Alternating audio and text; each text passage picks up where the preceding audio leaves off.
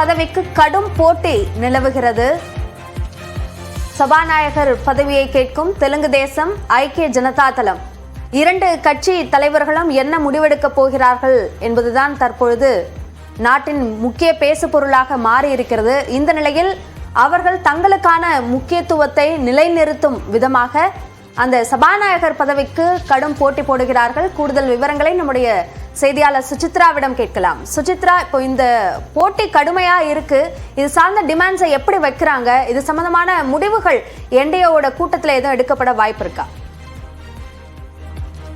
தேர்தல் வெற்றிக்கு பிறகு முக்கிய ஆலோசனை கூட்டமானது தேசிய ஜனநாயக கூட்டணியுடைய ஆலோசனை கூட்டம் இன்று பிற்பகல் நடைபெறும் நிலையில் தற்பொழுது மக்களவையினுடைய அடுத்த சபாநாயகராக யாரை தேர்ந்தெடுப்பது என்ற ஒரு கேள்வியும் மிக முக்கியமாக எழுந்துள்ளது.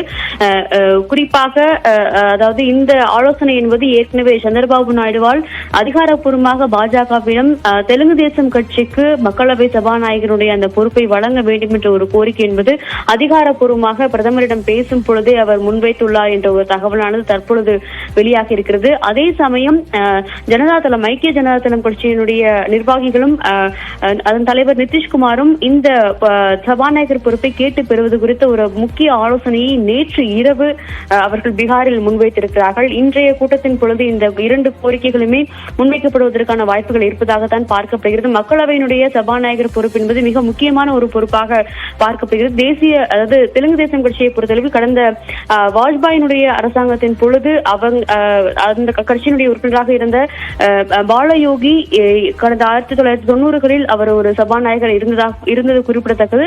அதன் பிறகு இந்த மக்களவையினுடைய சபாநாயகர் பொறுப்பை பொறுத்தளவில் அந்த அதாவது அவையில் நடக்கும் அனைத்து நடவடிக்கைகளுக்கும் அவர் பொறுப்பானவர் என்பது முக்கியமாக பார்க்கப்படுகிறது. குறிப்பாக நம்பிக்கை வாக்கெடுப்புகள் போன்ற வாக்கெடுப்புகள் வரும் பொழுது நாடாளுமன்றத்தினுடைய அவைத் தலைவருக்கே அதிகபட்ச அந்த உச்ச அதிகாரம் என்பது வழங்கப்பட்டுள்ளது. அதன் அடிப்படையில் இந்த பொறுப்புகள் என்பது மிக முக்கியமாக பார்க்கப்படுவதால் இரண்டு கட்சிகளுமே தற்பொழுது போட்டி போட்டுக்கொண்டு தங்களுடைய கோரிக்கையை முன்வைத்து வருகிறார்கள். 16 எம்பிக்கள் கொண்ட தெலுங்கு தேசம் கட்சியும் 12 எம்பிக்கள் கொண்ட ஜனதா தளம் கட்சியும் தற்பொழுது இந்த சபாநாயகர் போட்டிக்கு போட்டியிட்டு வருவதை மிக முக்கியமாக பார்க்கப்படுகிறது. அதே சமயம் கடந்த 2019ஆம் ஆண்டிலிருந்து மக்களவையினுடைய துணை சபாநாயகர் பொறுப்பு என்பது நிரப்பப்படாமல் காலியாகவே இருந்து வருவதை மிக முக்கியமாக இந்த நேரத்தில் பார்க்க வேண்டும்.